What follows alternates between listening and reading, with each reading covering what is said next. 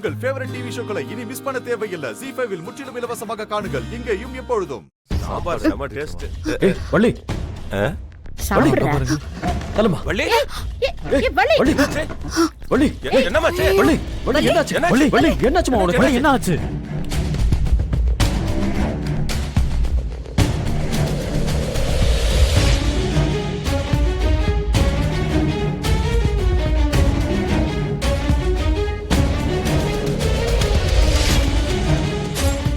என்னாச்சு? தெரியல டாக்டர். எல்லாரும் ஒன்னாதான் உட்கார்ந்து சாப்பிட்டோம். திடீர்னு மயக்கம் போட்டுட்டா.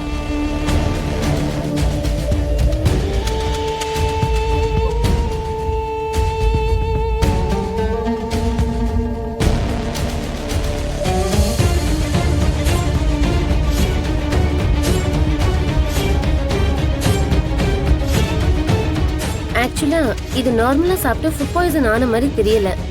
யாரும் வேணும்னே சாப்பாட்டுல மருந்து கலந்த மாதிரி தான் சிம்டம்ஸ் காட்டுது.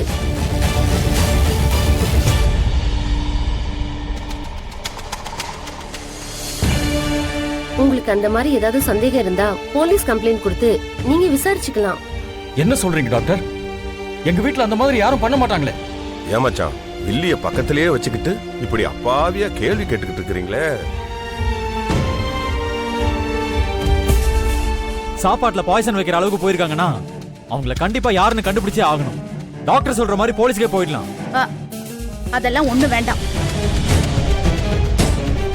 இதெல்லாம் தேவையில்லாத நியூஸ் ஆகி எங்க குடும்பத்தை அசிங்கப்படுத்தலான்னு பாக்குறியா? இதை எப்படி விசாரிக்கணும்னு எனக்கு தெரியும். இத செஞ்சது யாருன்னு நானே கண்டுபிடிக்கிறேன். அப்ப ஓகே மேடம், நீங்களே பாத்துக்கோங்க. கொஞ்ச நேரம் பேஷண்ட் யாரும் டிஸ்டர்ப் பண்ணாதீங்க. அவங்கள ரெஸ்ட் எடுக்க விடுங்க. சீக்கிரம் நார்மல் ஆயிடுவாங்க. சரி ஓகே டாக்டர். ஓகே சார், நான் கிளம்புறேன்.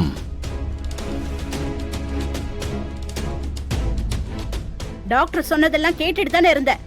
சாப்பாட்டுல தான் ஏதோ கலந்து ஃபுட் பாய்சன் ஆயிருக்கான். இன்னைக்கு நீ தானே சமைச்ச. சாப்பாட்டுல என்னத்தை கலந்து தொலைச்ச? ஒழுங்கா உண்மையை சொல்லுடி. சொல்லுடி. அந்த ஸ்வீட்டை நான் தான் செஞ்சேன். ஆனா அதுல மருந்தெல்லாம் கலக்கல.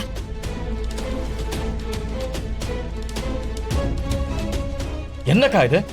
அன்னைக்கே உங்ககிட்ட சொன்னல இவளை கிச்சன் பக்கம் சேர்க்க கூடாதுன்னு. அதையும் மீறி கிச்சனுக்குள்ள போய் இவ்வளவு வேலை பார்த்திருக்கா. எனக்கு இதெல்லாம் எதுவும் தெரியாது ரத்னம். ஆனா நான் இவகிட்ட சொல்லிதான் வச்சேன். ஒருவேளை இவளும் இந்த ஓடுகாலி கூட கூட்டு சேர்ந்துட்டா போல இருக்கு. அவ மேல எந்த தப்பும் இல்ல. அவ கிச்சனுக்குள்ள வர வேண்டாம்னு தான் சொன்னா. நான் தான் கேட்காம செஞ்சேன்.